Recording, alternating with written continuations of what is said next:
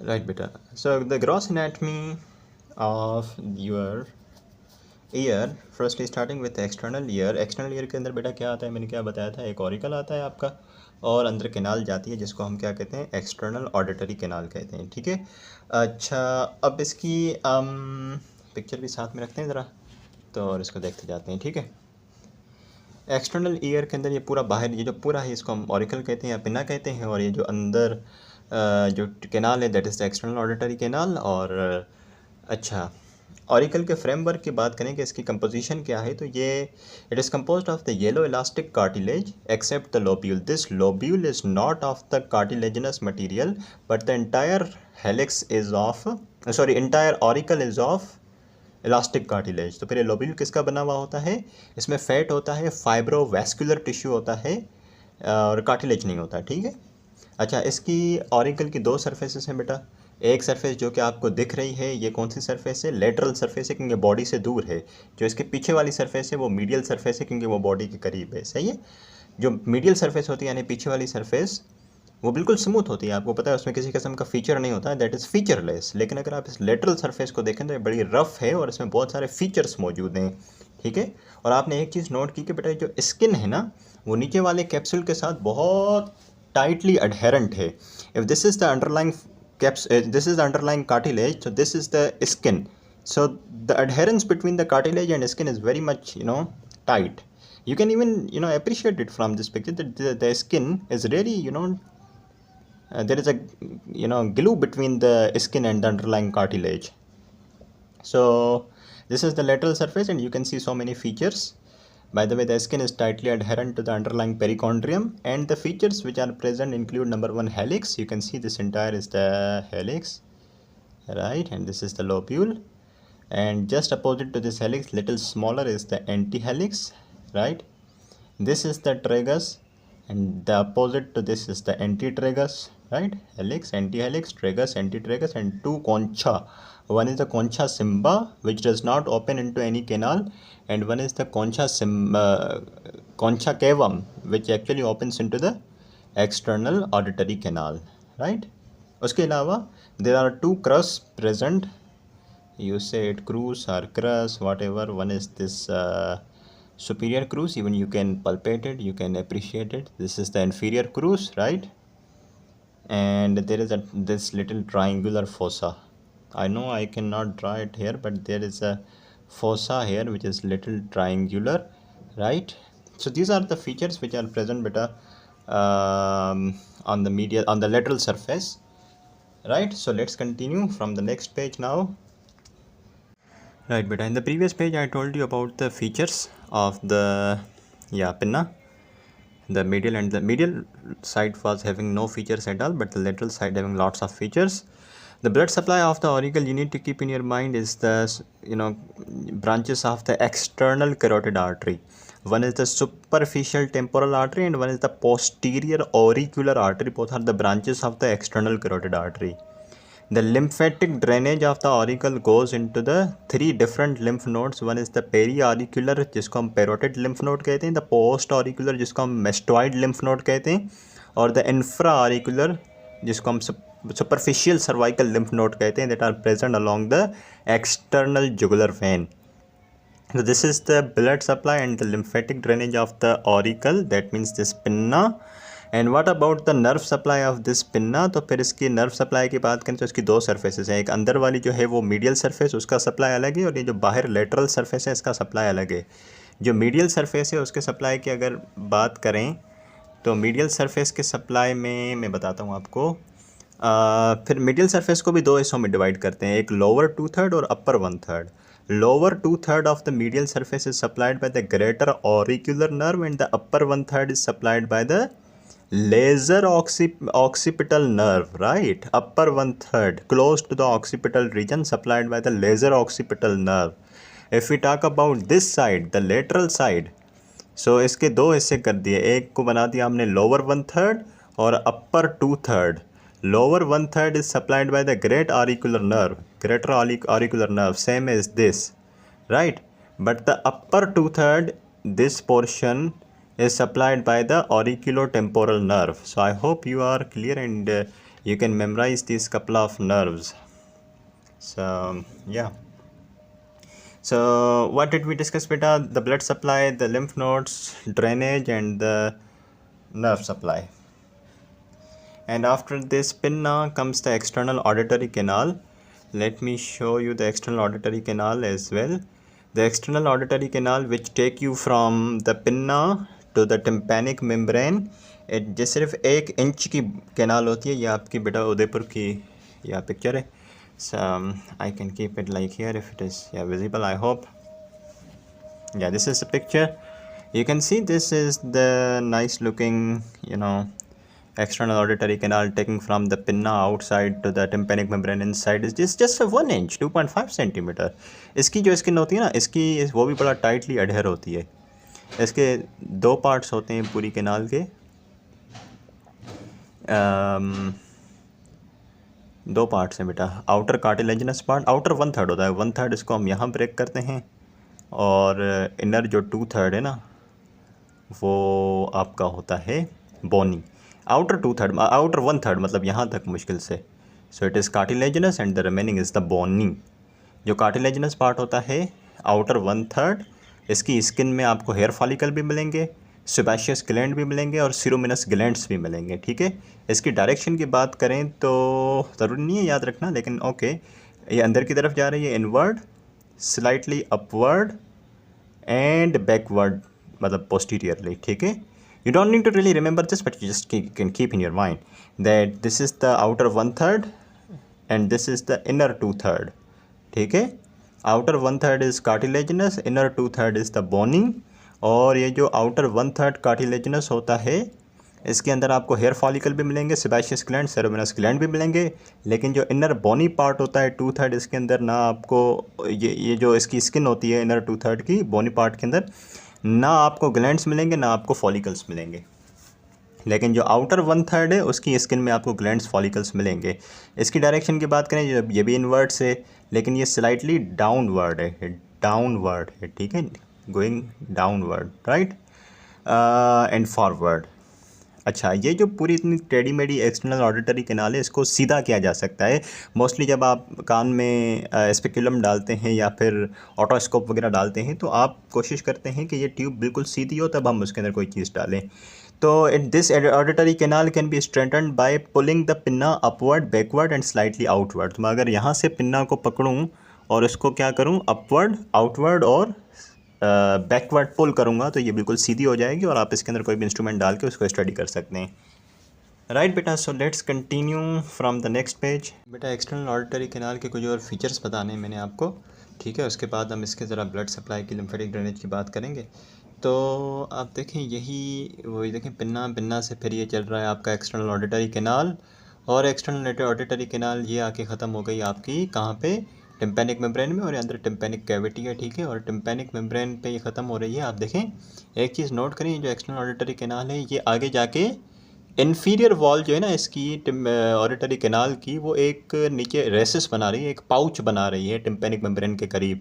इसको हम कहते हैं इन्फीरियर मिएटल रेसिस. इसको हम क्या कहते हैं, inferior meatal recess. It is present at the junction of the inferior wall of the inferior wall of what, external auditory canal with the tympanic membrane.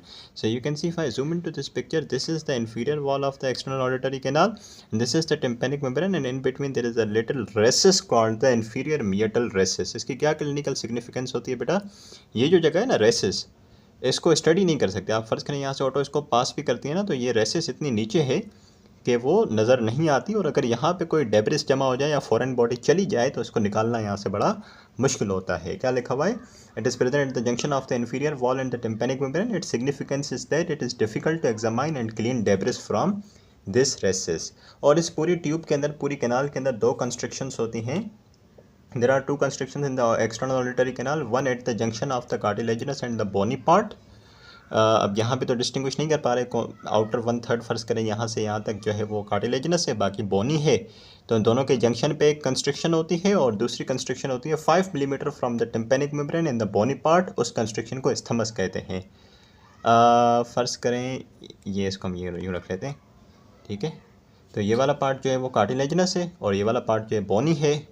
बोनी और कार्टिलेजिनस के बीच में एक कंस्ट्रिक्शन होगी, और दूसरा इस टिम्पेनिक मेम्ब्रेन से 5 मिलीमीटर आगे यहाँ बोनी पार्ट के अंदर एक और कंस्ट्रिक्शन मौजूद होती है, प्रोबेबली दिस वन। ठीक है, इसको हम इस्थमस कहते हैं। एक्सटर्नल ऑडिटरी कैनाल की तरह ब्लड सप्लाई की बात करें तो superficial temporal artery, posterior auricular artery, and another artery, the branch of the maxillary artery, that is the deep auricular branch of the maxillary artery. lymphatic drainage वही pinna वाली drainage होती है, वही parotid में जाता है, मेस्टोइड में जाता है, और जो सर्वाइकल लिम्फ नोड्स होते हैं उनमें जाता है, जैसे पीछे पिन्ना में था। ठीक है, नर्व सप्लाई की बात करें तो इस कैनाल को दो हिस्सों में डिवाइड कर देते हैं, anterior half, posterior half. Anterior half को सप्लाई करती है बेटा auriculo temporal nerve, and the posterior half is supplied by the auricular branch of the vagus nerve, that is, yeah.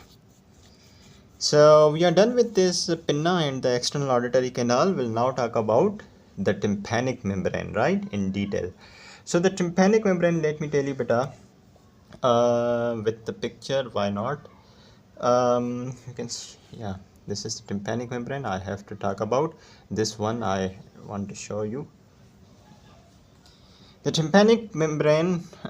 This is what side of the tympanic membrane? Guess. This is the lateral side or the medial side? I mean, this is the side facing the external auditory canal outward, or this is the side facing towards the tympanic cavity. So this is the lateral side. That means it is facing the external auditory canal. So if I zoom into this picture, which is right at the top, you can see this is the external auditory canal and this is the tympanic membrane. Which side of tympanic membrane are we studying now? This medial side, which is present towards the tympanic cavity, or this lateral side, which is present towards the external auditory canal? This lateral side. So now let me show you this lateral side. This is the external auditory canal. Frame बहुत छोटा है, इस वजह से picture शायद मैं नहीं दिखा पा रहा सही से, बट या this is the, what should I say, tympanic membrane, the lateral side. It is oval in shape. It is pearly white in color. Functionally इसको मिडिल ईयर का हिस्सा समझा जाता है। ठीक है, अच्छा, ये हमारे काम की बात नहीं है। काम की बात ये है कि इसके दो हिस्से हैं बेटा। एक होता है इसका पार्स फ्लैसिडा, जिसको श्रैपनल्स मेम्ब्रेन भी कहते हैं। I hope I am pronouncing it right. And one is the pars tensa. मैं दिखाता हूँ फ्लैसिडा कहाँ है, टेंसा कहाँ है, और इसकी जो थिकनेस होती है ना, वो 3 लेयर्स पे मौजूद होती है। ठीक है, एक होती है आउटर एपिथेलियल लेयर, में मैंने एम्ब्रियो में भी बताया था, मिडिल लेयर और इनर मोस्ट लेयर। ठीक है, पहले मैं आपको पार्स फ्लैसिडा और टेंसा दिखाता हूँ quickly. You can see this is the tympanic membrane. This above part is the pars flaccida and this entire is the pars tensa. This entire is the pars tensa, right? और अगर इसकी thickness देखें ना, इस thickness के अंदर 3 layers होती हैं। जो सबसे बाहर वाली लेयर है towards the external auditory canal, वो एपिथेलियल लेयर होती है, और जो मिडिल लेयर होती है वो फाइबरस लेयर होती है। किस तरह के फाइबर्स होते हैं? Inner circular fibres, outer radial fibres, right? And the inner most layer which is facing the tympanic cavity, it is mucosal, right? Bye the वे, एक बहुत इंटरेस्टिंग बात यहाँ पे थी कि मिडिल जो फाइब्रस लेयर होती है, ये वाली number 2 layer, it is present in the pars tensa, but it is absent in the pars flaccida. इस वजह से पार्स फ्लैसिडा बड़ा थिन होता है और बड़ा लैक्स होता है, इसके अंदर लेक्सिटी मिलती है। ठीक है, तो टिम्पेनिक मेम्ब्रेन के बारे में कुछ बातें कि मैंने आपको बताया बेटा, ये ग्रॉसली कैसे दिखती है। इसकी लेटरल साइड ये बड़ी ओवल सी है और 2 हिस्से हैं। ऊपर वाला पार्स फ्लैसिडा छोटा सा, नीचे वाला बड़ा जो हिस्सा है वो पार्स टेंसा है। और अगर इसकी थिकनेस की बात करें तो 3 लेयर्स होती हैं। बाहर वाली लेयर जो होती है बाहर से, वो एपिथेलियल होती है टुवर्ड्स द, यानी कि एक्सटर्नल ऑडिटरी कैनाल। बीच में फाइब्रस लेयर होती है, और अंदर टिम्पेनिक कैविटी की तरफ जो होती है वो म्यूकस मेम्ब्रेन होती है। ठीक है, और जो मिडिल फाइब्रस लेयर होती है वो इस फ्लैसिडा के रीजन में एब्सेंट होती है। ठीक है, और क्या बता सकता हूँ बेटा इसके अंदर, मैं बताता हूँ। सो या यहाँ पे मैंने आपको एक बात बतानी है, just a second. Okay, get back to this picture.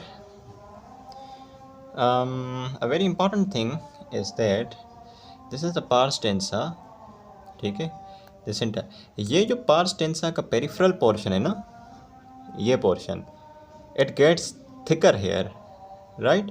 And this thick portion of the pars tensa is called, let me tell you, right beta, as I told you that pars tensa, right, okay, I hope it's better now. Okay we can keep it here. The pars tensa ये peripherally thick हो जाती है into a फाइब्रोकार्टिलेजिनस annulus, उसको हम annulus टिम्पैनिकस कहते हैं। क्या कहते हैं उसको? एनुलस टिम्पैनिकस कहते हैं। ओके या so this portion of the pars tensa is thickened, and this thickened portion of the pars tensa is called what? Annulus tympanicus। ठीक है, ये नीचे जो ग्रूव, ये नीचे फिर टेम्पोरल बोन के सल्कस में ग्रूव में बैठ जाती है, जिसको हम टिम्पैनिक सल्कस कहते हैं। जो आपकी टेम्पोरल बोन होती है उसके अंदर टिम्पैनिक सल्कस होता है ऐसे, और इस सल्कस के अंदर ये जो थिकेंड पोर्शन है ना पार्स टेंसा का, जिसको हम एनुलस टिम्पैनिकस कहते हैं, वो बैठ जाता है। ठीक है, और ऊपर पार्स फ्लैसिडा की बात करें तो पार्स फ्लैसिडा के अंदर ये जो एनुलस है वो एब्सेंट है। ये जो थिकनिंग नीचे आपको पार्स टेंसा में मिल रही है, जिसको एनुलस टिम्पैनिकस कहते हैं, ये थिकनिंग ऊपर एब्सेंट होती है। ठीक है, और ये जो पोर्शन है जो बड़ा थिन है और इसके अंदर किसी किस्म की थिकनेस नहीं है, इसको हम कहते हैं नॉच ऑफ रिविनस। इसको हम क्या कहते हैं? Notch of Rivinus. देखिए हमने जब से पेज स्टार्ट किया ना, तो मैंने आपको बताया कि पार्स टेंसा के अंदर पेरिफेरली थिकनिंग होती है कुछ इस जगह पे। इस पेरिफेरल थिकनिंग को हम क्या कहते हैं? एनुलस टिम्पैनिकस कहते हैं। और ये जो एनुलस टिम्पैनिकस है ये ऊपर डेफिशिएंट होता है इस रीजन में, और ये बड़ा थिन सा होता है, और इसको हम कहते हैं नॉच ऑफ रिविनस कहते हैं। और आप ये गौर करें कि ये नॉच ऑफ रिविनस ये साइड बाय साइड चल रही है, और आगे जाके क्या कर रही है? लेटरल प्रोसेस ऑफ मेलियस में जाके ख़त्म हो रही है। एक तरफ से एंटीरियर मेल्यूलर फोल्ड बना रही है, दूसरी तरफ से पोस्टीरियर मेल्यूलर फोल्ड बना रही है। ठीक है, so you can see this is the notch of the Rivinus in the pars flaccida. This notch of the Rivinus in the pars flaccida एक तरफ से एंटीरियर मेल्यूलर फोल्ड, दूसरी तरफ से पोस्टीरियर मेल्यूलर फोल्ड बना रही है, और जाके कहाँ पे ख़त्म हो रही है? Lateral process of the malleus. और ये आ गया हैंडल ऑफ द मेलियस, और सेंटर ऑफ आपके टिम्पैनिक मेम्ब्रेन में क्या आ गया? अम्बो आ गया। ठीक है, this terminal dilation is called umbo. ठीक है बेटा, इस तरीके से। और यहाँ पे लिखा हुआ भी है, if you can see the centre part of the tympanic membrane is the umbo, right. और इस अम्बो में से एक एक्सटेंशन निकलती है, एक ब्राइट ट्राइंगुलर एरिया निकलता है। ठीक है, अम्बो से नीचे की तरफ जाता है, उसको हम कहते हैं cone of light. I am very much shocked why I do not have. Yeah, I have actually. Yeah, you can see this. Yeah, you can see this is the, again this is the notch of the ravenous. ये anterior mellular fold, ये posterior mellular fold, ये this is the, what should I say, the lateral process of the mellulus. This is the handle of the mellulus. Yeah, and this is the umbo, and from umbo you can see there is a triangular shade of the light, triangular bright area, right, going downward and forward. इसको हम कहते हैं cone of light. ठीक है बेटा, चलें। इसके बाद अब ज़रा टिम्पैनिक मेम्ब्रेन के ब्लड सप्लाई की बात करते हैं। तो बेटा ब्लड सप्लाई में टिम्पैनिक मेम्ब्रेन के दो हिस्से हैं, एक आउटर सरफेस जो कि एक्सटर्नल ऑडिटरी कैनाल को फेस कर रही है, और एक इनर सरफेस जो कि टिम्पैनिक कैविटी की तरफ है। Outer surface is supplied by the deep auricular branch of the maxillary artery, and the inner surface is supplied by the tympanic branch of the maxillary artery. पूरी tympanic membrane को maxillary artery supply करती है। जो बाहर वाली surface है tympanic membrane की, यानी कि ये वाली जो कि एक्सटर्नल ऑडिटरी कैनाल को फेस करती है, जो कि एक्सटर्नल ऑडिटरी कैनाल को सप्लाई करती है बेटा, जो कि आउटर सरफेस को सप्लाई करती है, that is actually facing the external auditory canal supplied by the deep auricular branch, and the inner surface of the tympanic membrane which is facing the tympanic cavity is supplied by the tympanic branch. अगर इस tympanic membrane के nerve supply की बात करें तो nerve supply जैसे blood supply के लिए इसकी एक आउटर सरफेस थी और एक इनर सरफेस थी, वैसे नर्व सप्लाई के लिए एक इसकी आउटर सरफेस होती है, एक इनर सरफेस होती है। दोबारा रिपीट कर रहा हूँ, outer surface which is facing the external auditory canal and the inner surface which is facing the tympanic cavity. Outer surface को दो हिस्सों में डिवाइड कर दिया बेटा, one facing anteriorly, one facing posteriorly. Anteriorly, it is supplied by the auriculotemporal nerve, which is the branch of the mandibular division of the trigeminal nerve. Trigeminal के तीन component होते हैं बेटा, मैंडिबुलर, मैक्सिलरी और ophthalmic, if I am not wrong. तो फिर mandibular division से निकलती है ऑरिकुलोटेम्पोरल नर्व, जो कि सप्लाई करती है anterior part of the outer surface of the tympanic membrane, and the posterior part of the outer surface of this tympanic membrane is supplied by the branch of the vagus nerve, that is the auricular branch of the vagus nerve, right? और जो inner mucosal surface होती है आपकी tympanic membrane की, यानी कि इसकी जो अपोजिट तरफ होगी, will be supplied by the tympanic branch of glossopharyngeal nerve, right बेटा। In the previous page I told you all about the tympanic membrane. तो इसी तरीके से हमने एक्सटर्नल ईयर के अंदर पिन्ना डिस्कस कर लिया। पिन्ना के बाद बेटा हमने एक्सटर्नल ऑडिटरी कैनाल देख लिया, और एक्सटर्नल ऑडिटरी कैनाल के बाद कुछ ग्रॉस लैंडमार्क्स आपके टिम्पेनिक मेम्ब्रेन के। टिम्पेनिक मेम्ब्रेन ये रही, ठीक है। फिर उसके बाद अंदर आती है आपकी टिम्पेनिक कैविटी, ये तो आपको अच्छे से पता होगा। और ये जो obviously this is the tympanic membrane, इसके बाद स्टार्ट हो जाता है आपका मिडिल ईयर। और मिडिल ईयर के अंदर जो मेन चीज़ होती है वो है ये कैविटी। ये पूरी कैविटी जो टिम्पेनिक कैविटी कहलाती है, इसकी 6 सरफेस 6 साइड्स होती हैं एक्चुअली। एक होती है लेटरल वॉल, एक होती है मीडियल वॉल। ऑब्वियसली अगर ये टिम्पेनिक कैविटी है और ये हम बाहर की तरफ जा रहे हैं towards the external auditory canal, तो ये अगर आपकी टिम्पेनिक कैविटी है तो ये इसकी लेटरल वॉल हो जाएगी, ये मीडियल वॉल हो जाएगी, और इस तरफ आपका इनर ईयर आ जाएगा, ठीक है। ये इनर ईयर आ जाएगा, ये एक्सटर्नल ऑडिटरी कैनाल आ जाएगी, ये इसकी लेटरल वॉल है, ये इसकी मीडियल वॉल है, ये इसकी बेटा रूफ है, और ये बन जाएगा फ्लोर। और इस तरीके से आगे एंटीरियर वॉल होगी और पीछे जो होगी वो पोस्टीरियर वॉल होगी। तो सबसे पहले ज़रा लेटरल वॉल की बात करें तो ये रही आपकी टिम्पेनिक कैविटी की लेटरल वॉल। टिम्पेनिक कैविटी जो है ये पूरी, इसकी लेटरल वॉल के अंदर मेनली तो ये आपकी ear drum that is the tympanic membrane आ जाती है। और ये जो टिम्पेनिक कैविटी का ऊपर वाला हिस्सा है, इसकी लेटरल वॉल में ये टेम्पोरल बोन आ जाती है, ठीक है। So the lateral wall of the tympanic cavity is formed by the tympanic membrane mainly, और जो ऊपर वाला हिस्सा है उसमें टेम्पोरल बोन आ जाती है, ठीक है। अच्छा, वैसे हमने टिम्पेनिक कैविटी को 3 हिस्सों में डिवाइड किया है on the basis of this tympanic membrane. जो हिस्सा टिम्पेनिक कैविटी का टिम्पेनिक मेम्ब्रेन से ऊपर मौजूद है, यानी कि ये लेवल है टिम्पेनिक मेम्ब्रेन का, ठीक है। इससे ऊपर जो हिस्सा मौजूद है टिम्पेनिक कैविटी का, ये वाला, इसको हम कहते हैं एटिक या फिर epitympanum. Epitympanum and okay, this part of the tympanic, this entire is the tympanic membrane ना। And I told you that the part of this entire is the tympanic cavity na, and the part of the tympanic cavity, this part of the tympanic cavity present above the tympanic membrane is called the epitympanum, and this part which is below the, we can say, auditory canal or below the tympanic membrane, this part, it is called the hypotympanum, part of the tympanic cavity extending below the external auditory canal. This is the level of the external auditory canal. This part below, this part below, जहाँ पे station tube वगैरह आ जाती है, इसको हम हाइपोटिम्पेनम कहते हैं, ठीक है। And then comes the mesotympanum, that is the part of the tympanic cavity medial to tympanic membrane. This is the tympanic membrane, this is the tympanic membrane, and this part of the, this part या this part of the tympanic cavity is called the mesotympanum. तो ये black line लगी हुई है ना बेटा, इस black line के ऊपर वाला हिस्सा एपिटिम्पेनम, इससे नीचे वाला हिस्सा हाइपोटिम्पेनम, ये बीच वाला सारा हिस्सा, या this part is the mesotympanum which is medial to this tympanic membrane, right.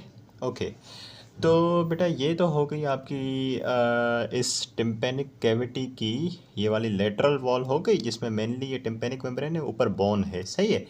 इसके बाद आती है मीडियल वॉल इसकी, सही है। और मीडियल वॉल आपको पता होना चाहिए कि अगर ये लेटरल वॉल है बेटा ऑब्वियसली, तो ये होनी चाहिए मीडियल वॉल, सही है। और मीडियल वॉल इस पिक्चर से तो शायद इतनी अच्छी ना दिखे, लेकिन इसके लिए हम काम करते हैं, यहाँ आते हैं, हाँ ये रही मीडियल वॉल सामने, ठीक है। इसके पीछे क्या होगा, इनर ईयर होगा, ठीक है।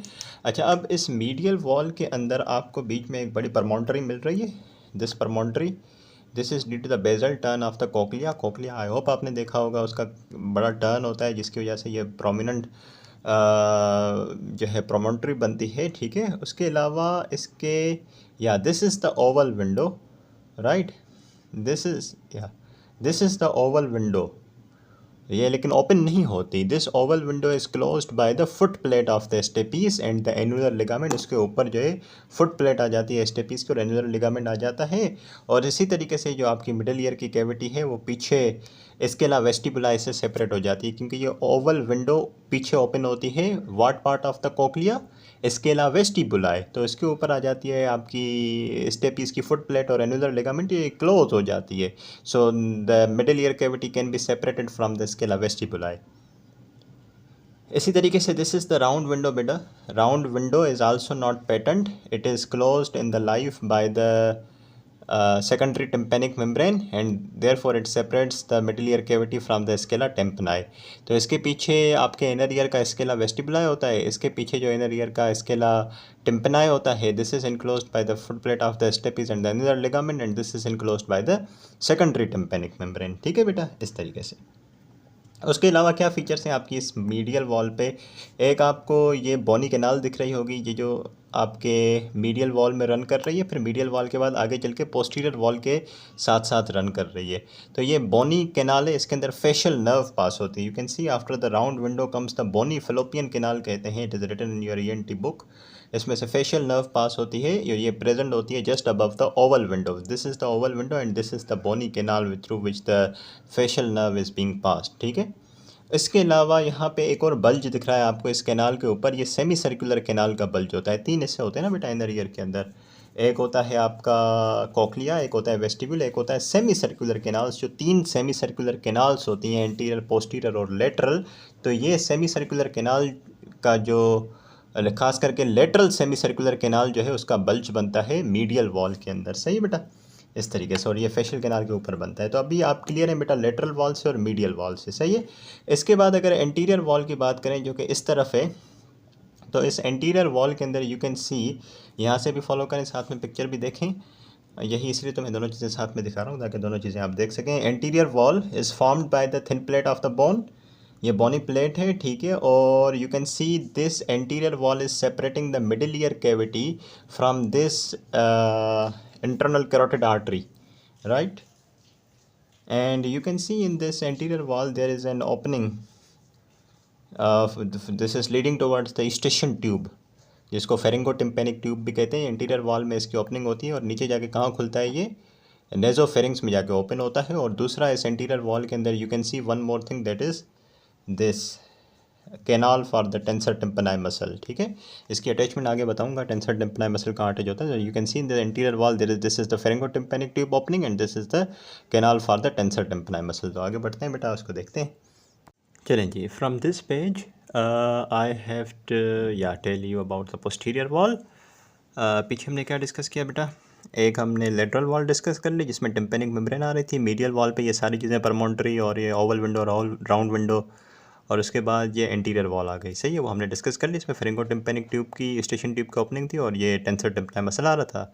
इसके अपोजिट एक ये पोस्टीरियर वॉल है। अब इसकी ज़रा डिस्कशन देख लें आप। पोस्टीरियर वॉल के अंदर एक ओपनिंग है एडिटस एंट्रम, और ये जो बड़ी फ्लावर शेप, बड़ी खूबसूरत सी ओपनिंग है पोस्टीरियर वॉल में, इट ओपन्स इनटू द, पीछे क्या होता है, मेस्टोइड एंट्रम, और मेस्टोइड एंट्रम के अंदर मेस्टोइड एयर सेल्स मौजूद होते हैं। ठीक है। और इसका एक बड़ा ज़बरदस्त बोनी लैंडमार्क होता है एडल्ट मेस्टोइड एंट्रम के अंदर, जिसको हम सुप्रामिएटल ट्राइंगल या फिर मैकइवेंस ट्राइंगल कहते हैं। इसकी तफसील की ज़रूरत नहीं है ENT के अंदर। अगर आपको मज़ीद इसको अच्छे से पढ़ना है तो फिर आप बेटा जो एनाटमी के लेक्चर्स हैं KLM वगैरह के, ग्रेज एनाटमी के, तो उसमें इसकी ज़्यादा तफसील मिल जाएगी। लेकिन for now in the posterior wall there is an opening which opens into the mastoid antrum and that mastoid antrum contain the mastoid air cells, और इस एंट्रम के अंदर एक बड़ा लैंडमार्क होता है जिसको हम कहते हैं सुप्रामिएटल ट्राइंगल या फिर मैकइवेंस ट्राइंगल। ठीक है। ओके। इसके अलावा पोस्टीरियर वॉल के अंदर अगर आप देखो तो ये एक पायरामिड है और इस पायरामिड में से टेंडन पास हो रहा है। कौन से मसल का? स्टेपीडियस मसल का। ठीक है। इसकी भी अटैचमेंट बताऊंगा कि एक पायरामिड है आपके पोस्टीरियर वॉल में जहाँ से क्या गुजर रहा है, tendon of the stapedius muscle. ठीक है। और मैंने जो पहले बात बताई थी कि ये देखें, ये जो अगर आपकी पोस्टीरियर वॉल है बेटा, तो इस पोस्टीरियर वॉल के पीछे आपको ये फेशियल नर्व की कैनाल जाती हुई नजर आएगी। ये एमर्ज तो यहाँ से हुई थी मीडियल वॉल से ये फेशियल कैनाल, लेकिन ये कंटिन्यू होकर इसका कोर्स जो है फिर पोस्टीरियर वॉल के पीछे से होता है। ठीक है बेटा। तो अभी क्या चीज़ें हो गई, आगे से हमने लेटरल वॉल देख ली, मीडियल वॉल देख ली, एंटीरियर वॉल और पोस्टीरियर वॉल।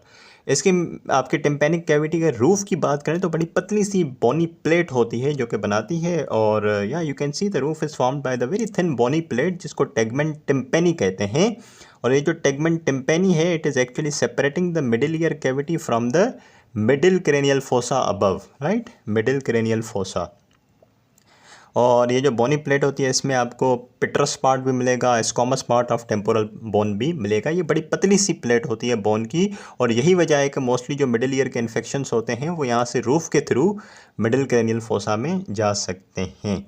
जहाँ तक बात है फ्लोर की, तो इसमें बड़ी थिन बोनी प्लेट होती है, and this bony plate is actually separating the middle ear cavity from this bulb of the internal jugular vein. And एक और चीज़ आपको इस फ्लोर में दिख रही हो तो बहुत अच्छा, you can C, just zoom into this picture, can you see this nerve is emerging from this floor. This is the branch, the tympanic branch of the glossopharyngeal nerve, right? Okay, so I hope you are clear with this beta. The lateral wall, the medial wall, the anterior wall, the posterior wall, the roof and the floor. This is interesting if you people like anatomy. अब बात करते हैं ज़रा contents. ये तो इसकी walls हो गई ना बेटा, एंटीरियर, पोस्टीरियर, मीडियल, लेटरल और उसके अलावा रूफ और फ्लोर। अब जब बात करते हैं इस कैविटी के अंदर कंटेंट्स क्या होते हैं, ठीक है। अगर कंटेंट्स की बात करें तो व्हाट डू यू थिंक कि इसके अंदर क्या होता है? इसके अंदर बेटा क्या ही हो सकता है? You just think about it, if you just look at this picture even. ये कैविटी है, कैविटी के अंदर क्या मौजूद है? ऑसिकल्स मौजूद हैं और कुछ मसल्स होते हैं, वो मैं दिखाता हूँ आपको। अगर इस तरीके से चलें हम, या just a second, contents of the middle ear cavity, there we go, the contents of the middle ear cavity। इसमें ज़ाहिर एयर होती है और तीन ऑसिकल्स मौजूद होते हैं, bony ossicles, the malleus, incus, stapes. I talk about this. दो मसल्स होते हैं, इसको भी डिस्कस कर लेंगे। कोडा टिम्पेनाई नर्व मिलेगी, टिम्पेनिक प्लेक्सस ऑफ नर्व्स मिलेगा, और इसके अलावा कुछ अपने मिडिल ईयर के जो फोल्ड्स और कंपार्टमेंट्स हैं वो मिलेंगे। We are not concern about that. What we have to discuss is the 3 ossicles, 2 muscles and nerve should be kept in mind. 3 ossicles मैं ज़रा दिखाऊं आपको तो, okay, let's have a better view. Okay, just a second. 3 ossicles, या 3 ossicles. By the way they transmit the sound from the tympanic membrane to the oval window. आपको अच्छे से पता है कि, मैं यहाँ पे रखता हूँ इसको, आपको अच्छे से पता है कि ये टिम्पेनिक मेम्ब्रेन है, यहाँ से साउंड एनर्जी ट्रांसमिट होती है इन ऑसिकल्स के थ्रू, ये स्टेपीज के थ्रू फिर जाके ओवल विंडो में हिट करता है, ठीक है। So ossicles what do they transmit the sound from the tympanic membrane to the oval window and then to the inner ear, ठीक है। एक है मेलियस, सबसे पहले मेलियस ये रहा, ठीक है। इससे बहुत अच्छी पिक्चर हो सकती थी, लेकिन इस I can explain you better from this picture. This is Méliès, this is incus, right, and this is the stapes. The malleus, let me tell you the landmarks. This is the head of the malleus, right? The head of the malleus. It is present in the epitympanum. You can see this part above this line was the epitympanum, and the head of the malleus is present in the epitympanum, and the handle of the malleus is firmly attached to the tympanic membrane, the middle layer of the tympanic membrane. So 2 parts of the malleus, the head present in the epitympanum and the handle is attached firmly to the tympanic membrane. This is the incus. incus की जो body है वो articulate कर रही है head of the Méliès के साथ, और जो इसका लेंटिकुलर प्रोसेस है वो नीचे जाके आर्टिकुलेट करता है हेड ऑफ स्टेपीस के साथ, ठीक है। और स्टेपीस की जो फुट प्लेट है वो बड़ी ज़बरदस्त चीज़ है, जाके ये ओवल विंडो में फिट होती है, उसको जो है इसके ऊपर होती है, इसको हम या इसको फुट प्लेट कहते हैं, और ये ओवल विंडो में अटैच होती है with the help of annular ligament, ठीक है बेटा, इस तरीके से। अच्छा, ये 3 ऑसिकल्स हो गए, और इन 3 ऑसिकल्स के बाद कुछ मसल्स देख लेते हैं ज़रा। मसल्स इसके अंदर 2 होते हैं और दोनों मसल्स स्ट्राइएटेड होते हैं। वन इज़ द टेंसर टिम्पनाई और another is stapedius. One is supplied by the trigeminal nerve, one is supplied by the cranial nerve number 7, that is the facial nerve. Tensor tympani ये malleus पे insert होता है just below the neck, not necessary but I can even show you, this is the picture, you can see the tensor tympani, इसका ये tendon आके देखें, ये head of the Méliès है, ये नेक ऑफ द मेलियस है, नेक पे जाके ये इंसर्ट होता है, ठीक है। इस तरीके से स्टेपीडियस जो होता है ना, वो नेक ऑफ स्टेपीस पे जाके अटैच होता है, मेलियस पे नहीं, नेक ऑफ स्टेपीस पे। तो कहाँ गया, ये रहा आपका स्टेपीडियस मसल, और देखें स्टेपीडियस का ये जो लिगामेंट है, जो सॉरी टेंडन है, ये आके नेक ऑफ स्टेपिस पे जाके अटैच हो जाता है, ठीक है। So I hope you are clear with the ossicles, you are clear with the या muscles. So now let's continue from the next page. Right beta, the last thing is the eustachian tube in the middle ear. अभी तक बेटा हमने क्या discuss किया है, थोड़ा quick एक रिकैप ले लें तो ईयर के अंदर हमने we started with the external ear. External ear के मैंने सारे फीचर्स बताए पिन्ना के। उसके बाद हमने ऑडिटरी कैनाल देखे, ऑडिटरी कैनाल को दो हिस्सों में डिवाइड किया था, कार्टिलेजिनस और बोनी पार्ट, वो सारा देख लिया। उसके बाद टिम्पेनिक मेम्ब्रेन को अच्छे से देख लिया। टिम्पेनिक मेम्ब्रेन के बाद हम कैविटी में आए। कैविटी के 3 हिस्से किए, एपिटिम्पेनम, मेसोटिम्पेनम, हाइपोटिम्पेनम। फिर कैविटी के सारी वॉल्स देख ली, रूफ और फ्लोर देख लिया, और इसके अलावा फिर उसके कंटेंट्स देखे, ऑसिकल्स और muscles.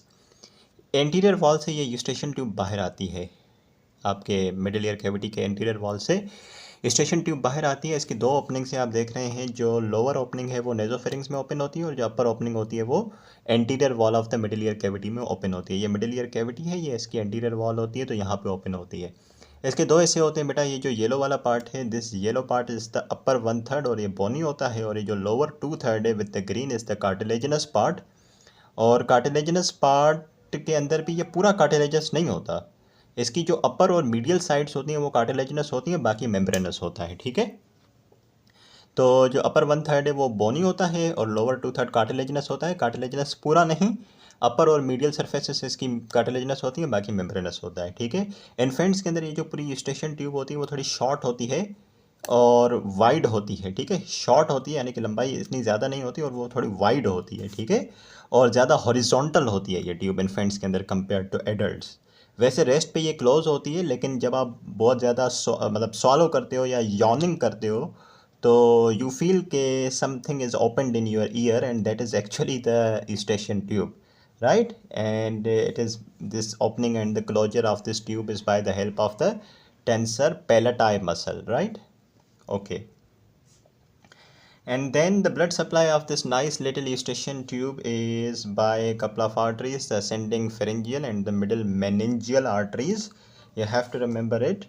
And the venous drainage goes into the pterygoid plexus, right? The arterial supply is from the ascending pharyngeal artery, the middle meningeal artery, and the artery of the pterygoid canal. These 3 arteries. And the venous drainage into the pterygoid plexus, and then the nerve supply is very simple by the nervus intermedius to this eustachian tube. Right beta, and then after this comes the inner ear. तो inner ear को जरा एक separate video में discuss करते हैं, ठीक है। So that's all about this lecture, and we'll discuss the inner ear in the next part of the video.